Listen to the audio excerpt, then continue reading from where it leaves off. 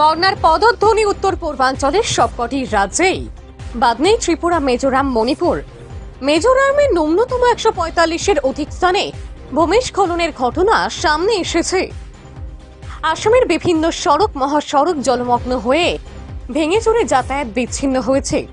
ত্রিপুরার রাজ্যের আগরতলা, কুমারঘাট, ধর্মনগর সহ বেশ কয়েকটি এলাকায় প্রবল বর্ষণে ভূমিধসের খবর পাওয়া গেছে। তাছাড়া উত্তর ত্রিপুরা জেলার ধর্মনগর, আলগাপুর, হাপলং, কদমতলা সহ বেশ কয়েকটি অংশেই জলমগ্ন হয়ে বিধ্বস্ত হয়েছে যান চলাচল। স্থগিত হয়েছে পথচারীদের নিত্য চলাচল।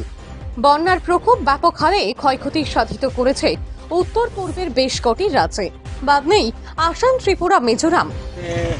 অনেক প্রভাব পড়েছে। আমাদের 6টা রিলিফ ক্যাম্প অ্যাক্টিভেট করতে হয়েছে। 92টা ফ্যামিলি এসেছে আমাদের ক্যাম্পে আছে। এই দিগলবাগের এখানে যদিও এখান থেকে এখনও কেউ আসেনি, তারা কল আসেনি আমাদের, তাদেরকে রেস্কিউ করার জন্য। ওরা উঁচু জায়গাতে আছে, বাড়িতে আছে। আর বাকি কিছু জায়গার মধ্যে কিছু ধস হয়েছে। স্যার, নেওয়া হয়েছে 15 জন লোক আছে আমাদের ক্যাম্পে। কোন কোন এলাকাগুলো স্যার? 6টা ক্যাম্প আছে। ধর্মনগর ডিগ্রি কলেজ আছে, তারপর কেরেংজুরি আছে, শিববাড়ি আছে, বামটিলা আছে। এরকম 6টা ক্যাম্প আছে আমাদের। কন্ট্রোল নাম্বার, রুম নাম্বার দেওয়া আছে, সোশ্যাল মিডিয়া পেজে দেওয়া আছে। তহসিলদাররা আছে বা পঞ্চায়েত থেকে যদি কন্ট্যাক্ট করে আমরা আমাদের টিম এখানে পৌঁছে।